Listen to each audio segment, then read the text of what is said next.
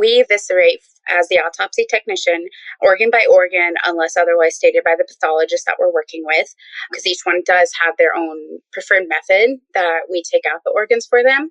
And then each organ is weighed, and then the pathologist will prosect the organs and basically figure out, or just take samples of things and figure out basically what happened.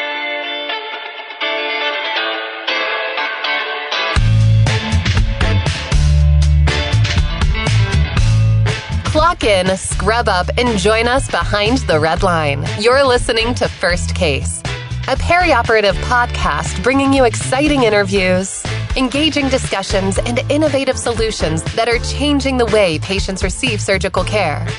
Each episode, we talk to frontline staff, perioperative leadership, and nursing entrepreneurs from across the country as they share their stories, experience, and expertise on the industry we love.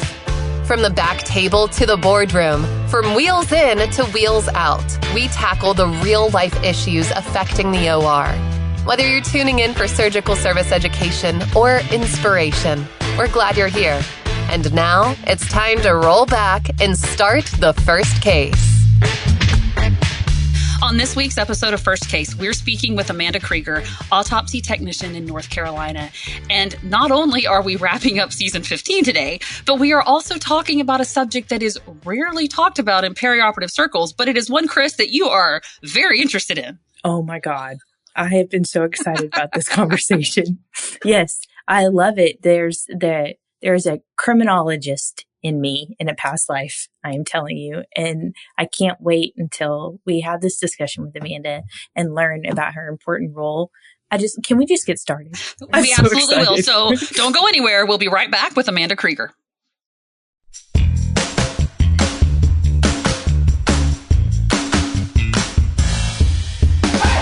Hi, I'm Chris Blevins. And I'm Melanie Perry. From the studios of Healthcare HQ, you're listening to First Case.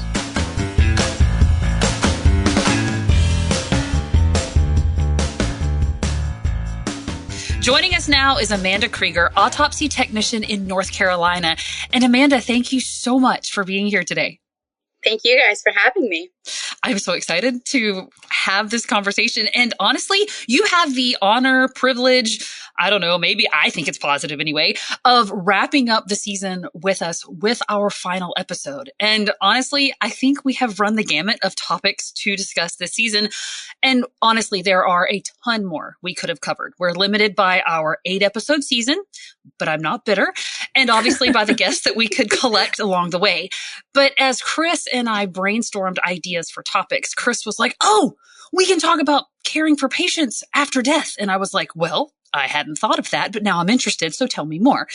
So Chris, why don't you tell everyone how you and Amanda know each other? And then Amanda, we'll have you introduce yourself as well. So I stalked. That's I have a criminal justice background. My dad was a criminal investigator. Like, I did an internship in New York at the medical examiner's office. Like, I relax by watching Dateline, and like, death is my jam, dude. And so I honestly, I'm so excited to talk about this important role. And so I just started Googling, and I got on LinkedIn, and I found Amanda, and she was crazy enough to accept my follow request, which she didn't know what she was getting into. No, she may now totally regret it, but that's okay. But yeah, I found her and told her who I was and told her who you were, and bless her awesome. for taking a leap of faith and getting to know us, and then joining us for this conversation today. So enough about my craziness. Because she may hang up. So, yeah. So Amanda, tell us about yourself. Yeah. So I am an autopsy technician. I came from the funeral side of it, and kind of how I came to it, I guess you could say, the movie My Girl, actually, when I was younger, I was really young when I figured out what I wanted to do. And as weird as it is to be a mortician, that movie inspired me. And I loved working behind the scenes and helping people. But again, I was so shy. That's why behind the scenes was my jam. And I thought, what better way to help in the aftermath of things is work with the deceased and help their loved ones through the process. So. All right. So this is the first time I've heard somebody say that my girl inspired them to work as an autopsy technician. And yet we find inspiration in all sorts of different things, and different things in life impact us in multitude of ways. And what better way to say, I can take care of somebody, and I can take care of them even when they are no longer part of this earth, but their body is, and it still needs care, and it still needs to be treated with respect. And we need people in that arena to provide that care and that respect for the patient's body, but also for the family. So you were inspired by my girl. You wanted to work in this industry, but autopsy technician. How'd you get there? So I guess along with the movie My Girl, even though it's the mortician side of things, now thinking back, watching Criminal Minds, CSI, all that stuff with my mom. You and Chris are going to be besties. Yeah, right. There's my inspiration. I think if I had also known about it prior to the mortician thing, I would have gone into it sooner. But I still love my journey from doing the mortician aspect of things to now being the autopsy technician. So let's talk about that. What is the role of an autopsy technician? Because I think, I will get on my Grey's Anatomy daggum soapbox. I hate that show. But TV never is an accurate depiction of what true life is. So in true life, what do you do in your role? Yeah, so it's mainly us helping the pathologist. So our role is their hands with moving the deceased, helping them eviscerate anything evidence-wise. All right, so define eviscerate. You help them eviscerate, but what does eviscerate mean? We try to stop evisceration on my side of the house, right? And you enable it. So cool. All right. Yeah. So actually, when I do tell people what I do for a living, I have to also say I legally cut people open. Basically it. You're doing the Y incision and taking out the organs as the pathologist wants you to, and opening up the skull and taking the brain out and doing any other extra things that they may need us to do, pictures, etc. Wait a minute. You get to make the incision? Yes. We've lost Chris. Chris is changing careers. We're done. I'm so jealous. Okay, so you get to actually, in organ removal in autopsy, is it on block like what we do in harvesting for transplants, like in whole, or is each individual organ like removed and then weighed, and or does it matter? I guess, is it dependent on suspected death? Like, do you have different, I guess, techniques depending on how that patient came to your table? So it does depend, but overall, everything is the same. We eviscerate as the autopsy technician, organ by organ, unless otherwise stated by the pathologist that we're working with, because each one does have their own preferred method that we take out the organs for them. And then each organ is weighed, and then the pathologist will prosect the organs and basically figure out, or just take samples of things and figure out basically what happened. Right. So do you all take fluid specimens as well? Like, are you a part of that? Like, if we have to take vitreous fluid or, blood tissue samples, like, do you get to be a part of that too? Yes. The jealousy is growing here. I mean, if you could only see Chris's face, she's ready to jump careers, I think. Don't tell anybody at South College that. Right? Yeah. They're going to lock my office and never let me out if that happens. But still, think about that. You have a huge role in the examination and assessment of this patient post-mortem. And you are there to collect those samples, to weigh those organs. I have so many more questions about all that you do. So you take it all based on what the pathologist is asking you to do or what their requirements are. And kind of like Chris hinted at, I'm assuming that depending on the way the patient might have died will determine some of the additional things you do. Like if it's a criminal case, or if maybe it was a trauma case, victim or aggressor, I'm sure, determines the different things you do. So in that sense, because our brains do go to Criminal Minds and all the other things that we've seen on TV.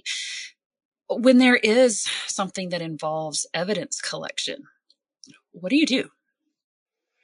So basically, whatever the pathologist wants us to help in, some pathologists prefer to do certain things by themselves, or, hey, assist me in this, but not this kind of thing. I'll use a gunshot case, I guess, as the prime example. Most of the clothes gets hung if it's really bloody and bagged for evidence if the law enforcement does come to retrieve it, along with pulled hair and an extra blood card. And then if there are any bullets, fragments, anything collected, that's also bagged as well. I would think documentation is a really big part of it because of chain of custody, right? So you all have to document very diligently, right? Yes. Each step. And most of that is the pathologist, depending on the case as well. Okay, I just need to interrupt for a second because I was today years old when I realized that the person leading an autopsy was a pathologist and not the autopsy guy, because it never occurred to me. Ultimately we are dealing with a human specimen. It seems cold to say it that way, and I don't mean any offense by that, but it is a whole collection of things where we are examining a specimen and collecting evidence or collecting data. But I never realized it was a pathologist who was in charge of all of that. So maybe I'm the only one out there, but the light bulb just went on in my head that it's a pathologist that is in charge of all this. And then the autopsy technician obviously is there assisting. Do you have anybody else that is involved in this process besides you and the pathologist? In the autopsy room, not usually. We do have multiple tables going on at once. So we have multiple people that come and go to help us as far as autopsy technician wise. We just help each other as needed, but we are assigned to a pathologist in a case. And then as far as anything else after that point, then of course the paperwork and the recordings of the logistics of the final case, and that's after that part. But the pathologists and stuff, that's what they do afterwards. We don't really have much to do with that as well. Yeah. So where did you get trained in order to do this? I'm just for a friend. Just asking for a friend. She doesn't really care that much. Well, my associate's degree in the funeral service was accepted in the appropriate degree for going into the autopsy technician, and then they just train you there. Yeah. Are there ever any certified surgical technologists in their room? Just asking. There could be, I'm sure. There could be. You do have quite the appropriate skill set when it comes to all of those things. I can cut some stuff.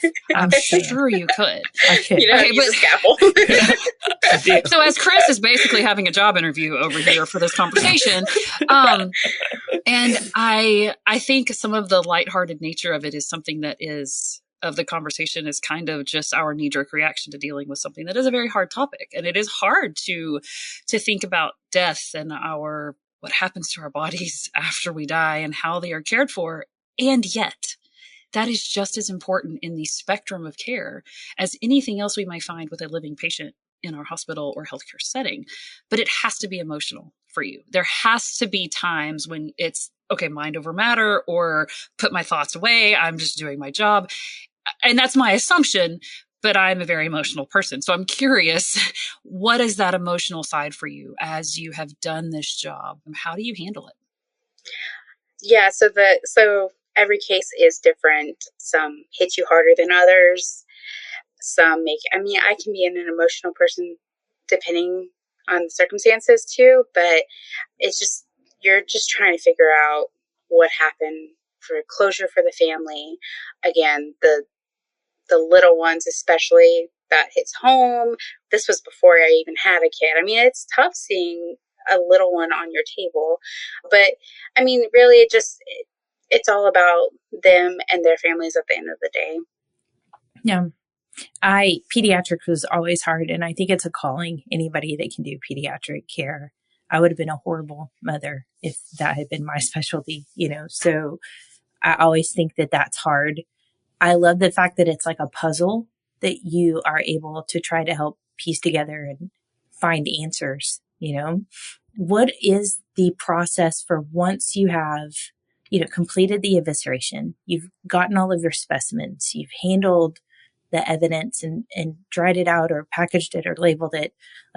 So once you've done all of those things, what happens next? Because, that is keeping the family in the forefront, that patient is then going to be laid to rest, So what do you do to kind of prepare the patient for their final resting place and to go back to their family? So we clean the body, rinsing them off, any other blood that might have dried on them or whatever. We try to clean them up as best as possible. We put them in a body bag and label them correctly and with the appropriate tags that we're given, and then place them in our cooler. And whether it's a transporter that dropped them off that goes back to the county they came from, we'll call them to come and receive the decedent to take them back, or if it's a local and we have a funeral home, we'll call them. Otherwise, they do stay with us until a funeral home is notified. And sometimes family will call up here and give us that information, but it's not like we reach out to family or anything. We do have a decedent management team that if families do call in, they do answer those calls and kind of help them through that process of, hey, here are the next steps kind of thing.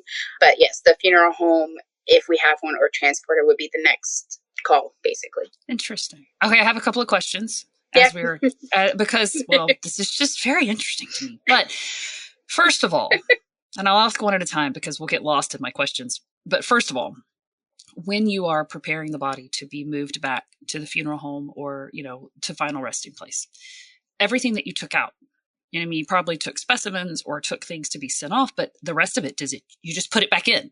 Is it just go back in, or what do you do with everything that you took out? There is an organ bag, and the pathologist, once they've done what they needed to do with that organ, they'll place it in the bag. Once they are 100% done, we zip tie the bag and we place it back inside the cavity. And then the funeral home will, if they are viewing their loved one, will do their necessary process and suture and do all that to prepare. Okay, so y'all don't sew them up then? That just asked me another question. So y'all don't do any sewing up. You just send them after the exam. Yes, and I'm going to say unfortunately, because that was my favorite part in the funeral home, is suturing them. And you don't do that. I don't, but that's okay. If you cut them open, you should close them back up. I agree. You don't staple or IOBAN or No. Oh my. And now this made me forget my second question. It might come back later. Shoot. But okay. Oh, go ahead. Well, before I forget again. No, because you're going to probably keep going down that track. Well, so it's actually related back to what you said about keeping the family involved, because that is something that we always have to keep in the forefront of communicating with family and making sure that they feel that they are informed along the way, right? And that we care for them and the process that they are going through. But if they call, do y'all have guidelines for what you can say, or do they have to reach out maybe to the county coroner or something to get more detailed information on the autopsy? Or what is it that you're able to actually communicate to families besides, maybe what part of the process you might be in? Yes. So depending on the circumstances, most of the time we do not give out any information to families. Coming from the funeral side, I know how that part works too. So I will try to figure things out with the family and ask certain questions from them, see what they're wondering. And so I know the appropriate person to transfer them to. So the decedent management group will answer majority of it. If they're looking for talks, then maybe I'll send them into talks. But majority of the time, regardless of the situation, decedent management will handle it and then disperse from there. One of the things that's kind of hard about being in surgery is that, we, even in a trauma situation, we do our job and the patient gets off the table. And a lot of the times, we don't know what happens ultimately at the end. We don't know if they made it. We don't know how they did 5, 10, 20 days later. And that stinks sometimes because you get so invested in these patients, Does that ever happen for you all? Like, you may see what the body says and what the organs say, but you are waiting on tox screens, you're waiting on DNA, you're waiting on all of these other things. Does that frustrate you on your end too? Do you ever not get closure or find out, who did it, or was it natural causes, that kind of thing? Actually, yes. It can be a little frustrating, and you don't really think that that's going to happen, but the cases we work on, we don't get the results of, what the pathologist's final report says, or the tox came back. Occasionally, maybe the pathologist, or if we remember what case it was, we can ask for the report. Hey, can I look at it, see how it looks, or what happened to this decedent? And they'll show us and help us through it. But yeah, we don't always get the final results, unfortunately. Sure. So kind of tangentially to that, one of the things that we have really looked at this season is how everybody has different cultural, religious, social, moral. They have a whole lot of different beliefs and opinions and ideas, and that makes us the mosaic of humanity that we are. Except we find oftentimes when we come to care for a patient that when they are different than us, when they are something that makes us uncomfortable, whatever that may be, that it can be hard to put our own opinions aside to provide compassionate care. What does that look like for you in the autopsy world? Because you're going to have, I assume, some information on this patient. Some history or some of the details, and some of the stuff that they were involved in could very easily trigger some internal biases or implicit biases, or heck, even some external biases. We all are aware of the things going on in our own head, right? So how do we put aside what we think sometimes, or our own feelings? I know we talked about the emotional side, but there's also that other side of it where we have to put aside our own thoughts and feelings and opinions and say, this is a patient and they need care. So how would you do that as you were caring for your patients? That's a great question, because occasionally you'll get the murderer that killed this person and then shot themselves, or whatever the case is. There's a shootout and whatever. It does suck, and you do try to, I guess, I don't know if disassociate is the correct word or not from it. No. Yeah. But at the end of the day, we're still figuring out what happened to the decedents and helping find closure for their loved ones, right, regardless of the situation. Couldn't have said it better. Yes, absolutely. Because the family still has a right to know, and they still need that closure, even if they are wading through a very horrific situation that we would not want to be a part of if we could choose to. They found themselves in that mess. And so giving them a closure they needed and doing the same job to the best of our ability on the murderer as we would for the murder victim. It's still remembering, I guess maybe in this case, really keeping the family at the forefront, because they're the ones that you are giving that information to, so they can have their closure, and obviously giving the body the respect it deserves, because it's still a human on your table.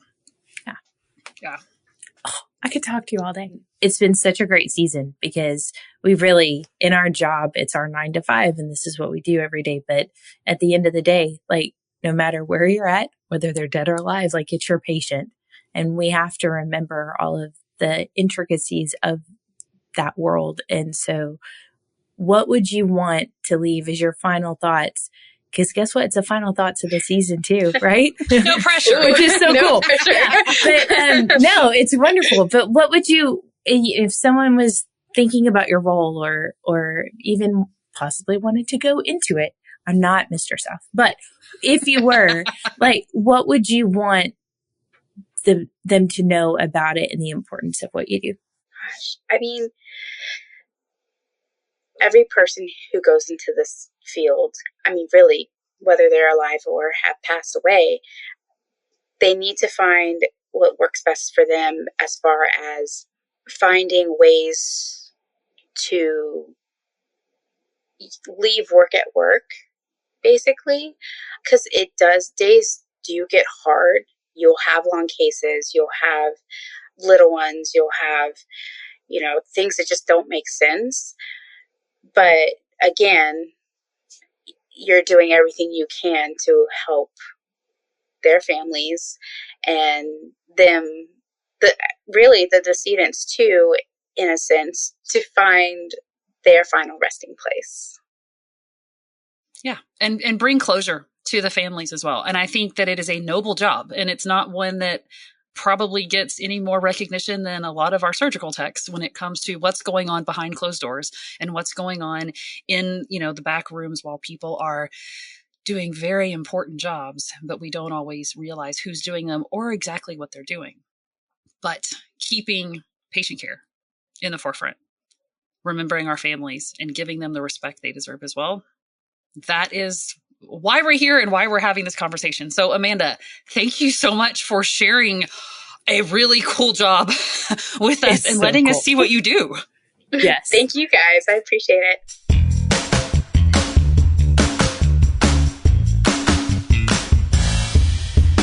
That was Amanda Krygier, autopsy technician in North Carolina. And Chris, I'm blown away. I have absolutely learned things I did not know before. And although watching you be super excited about this role and possibly, abandoning your role at South College to go be an autopsy technician is also rather humorous. I'm rethinking all of my life choices. But right now. I know. I want to retire, and I know what I'm doing in retirement now. Well, this is absolutely a part of healthcare that we don't ever see, but it is still a part of the process. And like she said, there are still ways to be considerate of our patients and their families, even when it's postmortem care. And I think you really connected with this role and all of the ways that there is value in providing this care for patients. It's just, it is piecing together a puzzle that provides answers, not just to the who done it, but also, was it natural? Like, what happened? Because not knowing why a loved one died is just horrific. Death in itself is horrific. And she is such a valuable part in that. I'm so grateful she said yes. Oh, absolutely. What a good day. Yeah. 100%. At first, I did not know how well that this would flow with our season. And then the more we talked, the more I'm like, 100%. It's like, yes, it's not something we see every day, but it's still in that spectrum of patient care. And here we are. We have wrapped up season 15. But I hope it does not put an end to our pursuit of improving patient care. We can all be kind. We don't have to agree with everyone, politically, religiously, socially, etc. We are going to disagree. But compassion transcends all of those disagreements. And as healthcare providers, we can educate ourselves so that we can provide informed, educated, compassionate care so that all of our patients and their families can feel safe when they are in our care. We'll be back in a few short weeks with season 16. And on behalf of Chris, myself, and our whole team, thanks for listening to First Case. Thank you for listening to this week's episode of First Case. As a reminder, you can help support us by subscribing to First Case on your favorite podcast app or by downloading the smartphone app on iPhone or Android. Simply search for First Case in the App Store or Google Play. The best thing about downloading the smartphone app is that you can access bonus content for certain episodes and view episodes in certain categories, like articles on the go and vendor spotlights. Are you following us on LinkedIn or Facebook yet? If you are and you love an episode or post, then let your social network know about it. Like, comment, or share our posts along with your thoughts and keep the conversation going. If you have any topics or guests that you would like to recommend for a future episode, just send us an email to info@firstcasemedia.com. We look forward to hearing from you.